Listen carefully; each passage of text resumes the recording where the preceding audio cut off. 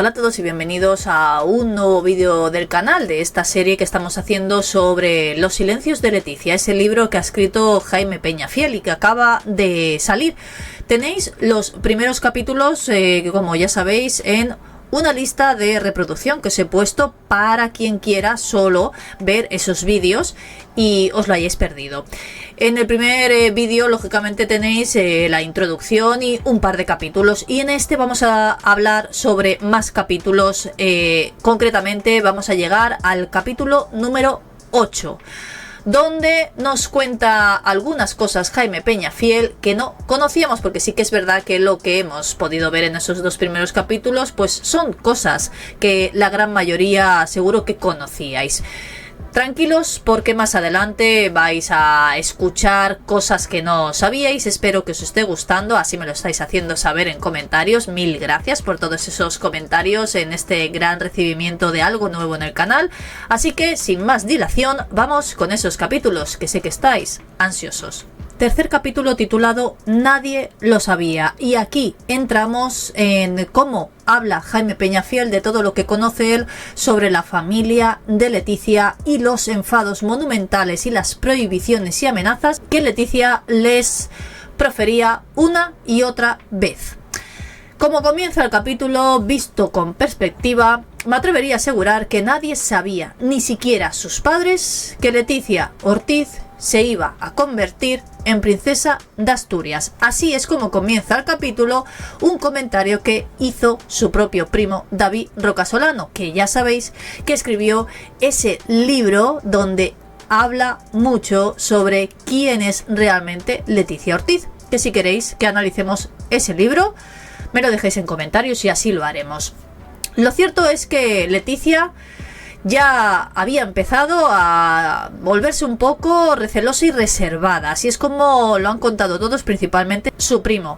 Dice que confiaba muy poco en la discreción de su familia y que es más, ni siquiera le había comentado a su madre que se iba a casar con Felipe, ni siquiera le dijo días antes que ese compromiso se iba a realizar. Luego hemos visto cómo Paloma Rocasolano ha presumido en diferentes ocasiones que es la mayor confidente de su hija. Está claro que después de convertirse en prometida de Felipe y sobre todo tener sus hijas, ha sido, digamos, su mayor apoyo, ya lo sabéis todos. Tampoco sabían nada sobre ese compromiso sus hermanas Telma y Erika. Y por supuesto, su abuela tampoco sabía absolutamente nada. Leticia era de la persona que menos se fiaba, de su abuela, que sabéis que ha trabajado en radio sobre todo, y que según decía Leticia era la que más se podía ir de la lengua, y si contaba algo a su familia seguramente ella misma sería la que lo contaría antes incluso de que todos los demás nos enterásemos. Para la sorpresa de muchos en aquella confusión de comentarios, muchas noticias que habían en el momento, en Telecinco se anunciaba algunas declaraciones que dio el padre de Leticia Ortiz. Decía que el compromiso de su hija con Felipe lo llenaba de felicidad y que estaba ilusionado como mínimo. Describió a su hija como una persona cariñosa, entregada, perfeccionista, aficionada a todo lo que tenía que ver con la cultura y con la literatura, que es una lectora empedernida, y también declaró que él conocía el compromiso que iba a adquirir su hija con Felipe hacía poco tiempo, ya que la decisión se había tomado con mucha discreción. Pero finalmente comentó que Leticia también, alabándola, era una persona muy responsable y que tenía la cabeza muy bien amueblada. Esa inesperada falta de discreción, no solo de Jesús Ortiz, sino incluso de su abuela, que también habló con algún que otro medio, dejaba patente por qué Leticia quería tener prudencia con su familia, o podemos llamarlo desconfianza. No sé vosotros qué adjetivo preferís. En esas revelaciones que hizo David Rocasolano, el primo de Leticia, en ese libro de Adiós Princesa del año 2013, demuestra en muchos fragmentos lo controladora que llegaba a ser Leticia en el momento que se conoció la noticia del compromiso. Antes no, porque nadie lo sabía. a nadie le había contado que estaba con Felipe porque no confiaba en nadie de su familia y pensaba que cualquiera de ellos lo podría contar. Y claro, ya habéis visto, si alguien se enteraba, ella iba a tener que dejar esa relación con Felipe y ella no quería eso, porque ya sabéis lo bien que ha vivido desde ese momento. Según cuenta el primo de Leticia Ortiz, ella misma nunca le perdonó a su padre que hablara lo que yo os he traído a continuación, que cuenta Jaime Peñafiel, que todos hemos visto a través de la televisión. Para muchos algo muy lógico y algo muy normal. Vamos a hablar de Thelma y de Erika, donde también David Roca Solano cuenta lo extremadamente estricta que era, principalmente con ellas. Y es que no es que les prohibiera hacer declaraciones o comentarios a la prensa, sino que no permitía ni que se dejasen fotografiar, algo que era completamente imposible. ¿Cómo lo hacían? Si aparecían en alguna revista o medio digital o televisión, rápidamente les llamaba para echarles la bronca. Thelma es muy distinta a la ya fallecida Erika y, según cuenta David Roca Solano, directamente pues la mandaba a freír espárragos, y Erika callaba, sufría y pedía perdón a su hermana. Por otro lado, también le amenazaba o le hacía prohibiciones al propio David Roca Solano, donde él mismo en ese libro también detalla cómo Leticia le prohibía incluso hacerle fotografías a su propio hijo cuando iban a visitarla a Zarzuela. Así de controladora ha sido siempre Leticia. Vamos con el capítulo número 4, titulado Las reinas de España también pueden ser ligeras de cascos. Este capítulo es cuanto menos subido de tono, incluso podíamos ponerle una X al vídeo, y voy a intentar no decir algunas palabras textuales que dice Jaime Peñafiel en este cuarto capítulo. Vamos a comenzar con esas 18 reinas borbónicas que han existido. A las dos últimas evidentemente las conocemos, Doña Sofía y Leticia Ortiz, y comenzó esta dinastía con María Luisa Gabriela de Saboya y Orleans. Habla de muchas de ellas, y lo más peculiar de todo, aparte de que nos narra diferentes párrafos de algunos libros que incluso yo creo que nos está recomendando para que leamos o analicemos, quién sabe, nos habla de que Leticia no habría sido la única que supuestamente ha tenido una doble vida casada con Felipe, y nos narra incluso otras que, como bien él dice, han sido mucho peores. Por ejemplo, nos habla de esas 18 reinas que han existido borbónicas en España. Todas han sido reinas consortes, excepto una, Isabel II, de la cual también habla largo y tendido en este capítulo. Primero comenzamos con esos párrafos que nos narra de libros anteriores escritos por otros escritores. Comienza hablando sobre el libro que escribió Enrique Junceda Abello, que se llama Ginecología y vida íntima de las reinas de España, del año 1992, donde habla de no solo la vida sexual de esas reinas consortes, sino también de la triste condición de estas mujeres que a lo largo de los años han sido prácticamente convertidas en mujeres para tener descendencia. Muchos las han visto así, e incluso ponían en riesgo su propia salud para traer descendencia a la monarquía. También habla de otro libro escrito por José María Solé en el año 2005, Los reyes infieles, donde incluso nos trae un párrafo de cómo Carlos III, de una manera sincera y al mismo tiempo desvergonzada, relata cómo yacía todas las noches con su mujer en sus aposentos. Os lo leo textualmente. Nos acostamos a las 9 y temblamos los dos, pero empezamos a besarnos y enseguida estuve listo. Empecé y al cabo de un cuarto de hora la rompí. Y en esta ocasión no pudimos derramar ninguno de los dos. Más tarde, a las 3 de la madrugada, volví a empezar y derramamos los dos al mismo tiempo. Y desde entonces hemos seguido así, 2 veces por noche, excepto aquella noche en la que, como tuvimos que levantarnos a las 4 de la mañana, solo pude hacerlo una vez. y seguro que hubiera podido y podría hacerlo muchas más veces, pero me aguanto por las razones que me dieron. Y diré también que siempre derramamos al mismo tiempo porque el uno espera al otro. Esto, supuestamente, son confesiones que ha realizado Carlos III.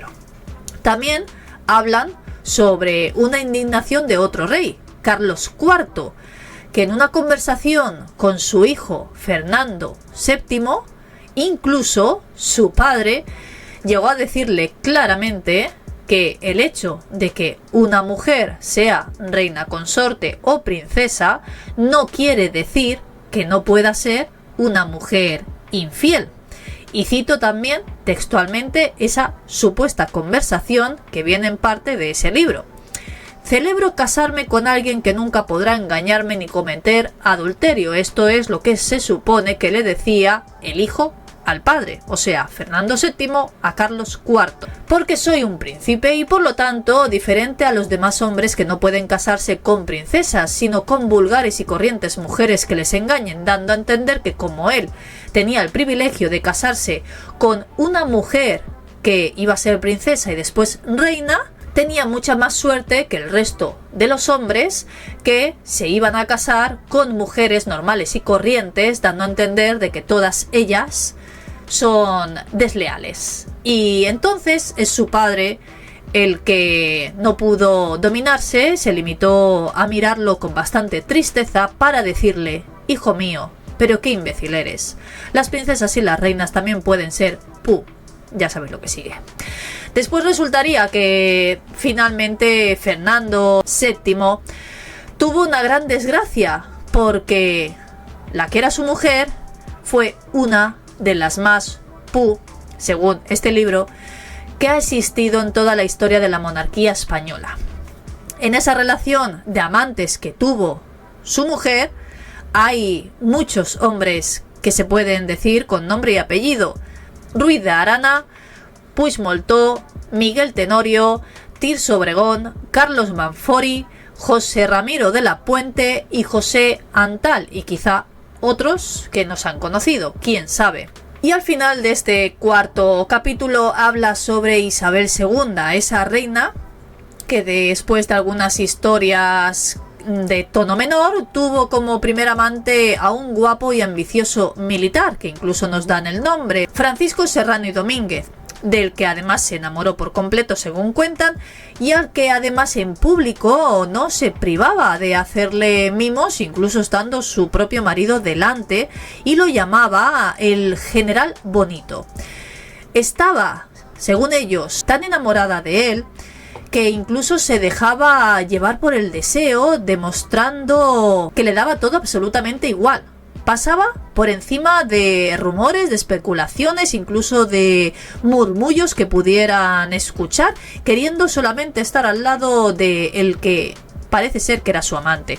Y sobre el rey cornudo, el pueblo cantaba que el mundo entero señala: la Europa os llama cabrón, y cabrón repite el eco en todo el pueblo español. Esto era lo que cantaban en aquel entonces, cuando se sabía que Isabel II tenía una doble vida que no tenía nada que ver con su marido. Y el amante de Isabel II, según otro escritor, Eugenio García Ruiz, que además ha sido el ministro de Gobernación, dice que sacaba fuerza de flaqueza para complacer a la reina, siempre sedienta, nunca harta de torpes y libidinosos placeres. Así termina el capítulo número 4.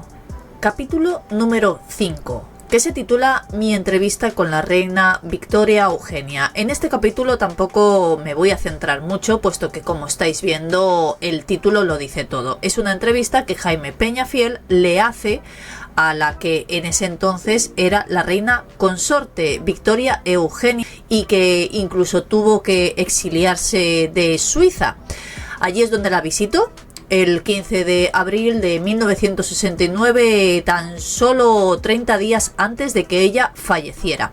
Y en esa entrevista lo más significativo, que es lo que os voy a comentar, es como ella le dice que sufrió muchísimo durante esos años en los que fue reina, principalmente por esas infidelidades y el maltrato que le daba su marido en ese momento, y dice textualmente, que es lo que más me ha llamado la atención, que era infiel porque era genéticamente Borbón, y le dice, usted ya me entiende, la que fue reina, a Jaime Peñafiel. Incluso le cuenta que tuvo que prepararse, habilitó para ella misma un pequeño saloncito en el palacio para encerrarse allí a llorar cuando ya no podía más aguantar lo que su marido le hacía. Esta mujer era la abuela del rey emérito, por lo tanto la bisabuela de Felipe VI. Además, ella cuenta que su marido, simplemente por ser Borbón, pues tenía esa sangre en la que, según da a entender, todos los Borbones son infieles por naturaleza, al igual que también dice como mi nieto Juan Carlos, a diferencia de mi bisnieto Felipe, que es griego de origen alemán como su madre, dando a entender que Felipe no sería infiel. Pero bueno, eso ya sabemos que algunos cuentan que no es así. Vamos con el siguiente capítulo. Capítulo número 6, titulado Nada que ver con Leticia. En el comienzo de este capítulo nos narra unas palabras, además muy bien dichas, que dijo doña Sofía. Y podemos entender perfectísimamente la gran diferencia que hay, que en más de una ocasión lo hemos comentado en el canal, entre doña Sofía y Leticia Ortiz. Os cito textualmente esas palabras que en su día dijo doña Sofía. La dignidad regia es renunciar siempre, siempre, siempre a tu interés propio por el interés general. Para mí, como reina, lo de los demás tiene que ser mucho más importante que lo mío. Una moral de reina es muy exigente, te obliga al servicio y al sacrificio. Y si una persona quiere reinar, ha de estar dispuesta a servir y a sacrificarse y a pensar muy poco en sí misma. Yo, porque soy reina, no puedo permitirme ser egoísta, o no estoy para hacer lo que quiero, sino lo que necesitan de mí. Y como bien dice Jaime Peñafiel, en estas palabras de doña Sofía se ve claramente la gran diferencia entre una y otra. Ella en su día dijo que iba a intentar hacer de Leticia una buena reina. Creo, en mi humilde opinión, al igual que también lo cita Peñafiel en estas líneas, que no lo ha conseguido, porque para nada se parecen la una a la otra, sobre todo en ese egoísmo, en ser siempre la protagonista de absolutamente todo, como lo vemos en todos los actos institucionales, sobre todo cuando va junto a Felipe o junto a toda la familia. Ella siempre tiene que tener algo en lo que tenga más protagonismo que los demás. Y como bien dice Peñafiel, Sofía habla de un compromiso que nada tiene que ver con el que tiene Leticia, quien le recuerda él mismo a otras reinas anteriores, no solo en España, sino incluso en otros países, donde normalmente la reina consorte, en cualquier país, siempre está llena de soledades, tristezas, tragedias e incluso fracasos matrimoniales, algo que siempre se ha hablado, como por ejemplo la vida que tuvo Diana de Gales, que finalmente llegó a divorciarse porque no soportaba ese tipo de vida. Es algo frecuente, por desgracia, en la mayoría, por no decir todas, las monarquías, que son, en la mayoría de los casos, siempre unas vidas toleradas por todos ellos. Esas relaciones extramatrimoniales, incluso a algunas reinas, entre ellas nos las cita Peñafiel, Catalina II de Rusia, María de Rumanía, Sofía Dorotea de Brunswick o Carolina Matilde de Gran Bretaña o incluso Margarita de Valois. Todas ellas, así lo dice Peñafiel, han tenido vidas movidas, al igual que la vida de Leticia. No hay que olvidarse, por ejemplo, de Paola de Bélgica, que como bien dice Peñafiel, no solo ella tenía una vida movida, sino que también su marido también la tenía. O sea que era una vida movida por parte de los dos. Capítulo número 7. Creo que esto os va a gustar mucho. Titulado Soy una fulana muy lista. Y os adelanto que son palabras textuales que han salido de la propia boca de Leticia Ortiz. En este capítulo narra Peñafiel lo que le cuenta un gran amigo suyo, Joaquín Sabina, que además, si no lo sabéis, unos días antes de que llegara esa boda entre Felipe y Leticia, que el 22 de mayo del año 2004, y entonces unos días antes de esa boda les invitó a tomar algo en su casa. Si no lo sabéis, Joaquín Sabina es muy republicano, y es más, incluso hizo alarde toda la noche de lo republicano que llegaba a ser, teniendo una bandera republicana colocada encima de la mesa y además lanzando indirectas en ese sentido. Algo que parece ser que no molestó para nada ni a Leticia, que ya sabemos lo que siempre le ha gustado, y tampoco a Felipe, o por lo menos él no lo ha contado y lo hubiera hecho, porque además en unas memorias que le escribió hablando sobre esa noche, parece ser, y es lo que os voy a narrar en este capítulo que nos cuenta Jaime Peñafiel, parece ser que a Leticia no le gustó nada que contara cosas de esa noche íntima en una cena entre amigos. Trata de ese día en que Joaquín Sabina les invita a tomar algo. Finalmente se convirtió en una cena en la que estuvieron hasta las 4 de la madrugada disfrutando de esa noche. Además, incluso Joaquín Sabina es muy amigo de Jaime Peñafiel y llegó a escribirle una propia canción para él en el año 2003, hablando sobre lo que Jaime Peñafiel sabe y calla, e incluso hablando de los Borbones y diciendo los republicanos que son, tanto uno como el otro. Pero Joaquín Sabina confiesa, tanto a Peñafiel como en aquellas memorias, lo que sucedió aquella noche. Un chiste que Leticia Ortiz le contó mientras bailaban un vals.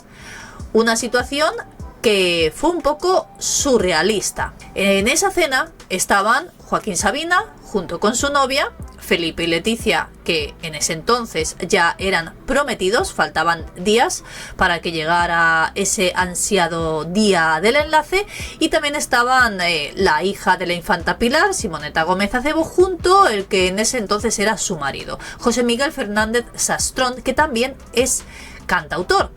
Y la había compuesto tanto a Felipe como a Leticia, o una canción, un vals concretamente, donde ese vals se iba a reproducir el día de la boda entre Felipe y Leticia, ese primer vals que, en teoría, iban a bailar ellos por primera vez en ese enlace. Finalmente no fue así, porque el primer día en que ni siquiera bailaron, pero sí escucharon ese vals, fue en esa cena junto a Joaquín Sabina y el resto de invitados en aquella noche. Esa primera vez que Leticia y Felipe disfrutaron juntos de una noche, como explica Peñafiel y Joaquín Sabina, una noche en Madrid canalla y republicana. Felipe se quedó sorprendido cuando Joaquín Sabina le pisó esa primera oportunidad de poder bailar ese vals con la que iba a ser su mujer. Cuando empezó a sonar esa canción, Joaquín Sabina rápidamente se levantó y le pidió a Leticia si bailaba con él. Claro, Leticia no le dijo que no en ningún momento, comenzaron a bailar y Felipe se quedó un poco atónito de ver cómo su prometida estaba bailando con otro. Entonces, para quitarle un poco de hierro al asunto, Joaquín Sabina le dio un grito y le dijo: oye, Felipe, saca a bailar a mi novia, que le está dando un enorme ataque de cuernos. Y Felipe, como es muy caballero, sacó a bailar a la novia de Joaquín Sabina y bailaron ese vals nupcial, Leticia con Joaquín Sabina y Felipe con la novia de Sabina. Mientras bailaban, Leticia le contó un chiste, además subido de tono, a Joaquín Sabina, que trataba de ella misma y Estefanía de Mónaco. Os cuento ese chiste que narra Joaquín Sabina en ese libro. Cuando fue Leticia, además, quien tuvo la culpa de todo ello, pero como ya sabéis, siempre le echa la culpa a todos los demás. Un chiste bastante desvergonzado. Y dice lo siguiente: ¿sabes qué diferencia existe entre Estefanía de Mónaco y yo? Que ella folla con un funambulista y yo soy una fulana muy lista. Así, imaginaos cómo se quedaría Joaquín Sabina, a pesar de que tampoco tiene pelos en la lengua, pero fue algo que no se esperaba para nada. Pero lo que sí es cierto, y es como dice también Jaime Peñafiel en estas líneas, es que Felipe realmente consiguió lo que más o menos podía decir ese chiste, porque convirtió a una chica lista, insolente e incluso vulgar, y la convirtió en la princesa de Asturias y a día de hoy reina consorte. Así que quizá ese chiste estaba muy bien hecho, no sabemos de dónde lo sacó, pero como bien cuenta Sabina, le sentó bastante mal que él contara lo que Leticia le había contado aquella noche, y desde entonces no ha querido saber absolutamente nada más de Joaquín Sabina, y no porque fuera republicano, sino porque no le gustó que contara sus intimidades. Ya sabéis en un capítulo anterior cómo os he contado que Leticia siempre ha sido un poquito mandona y ha querido que todo el mundo hiciera lo que ella decía.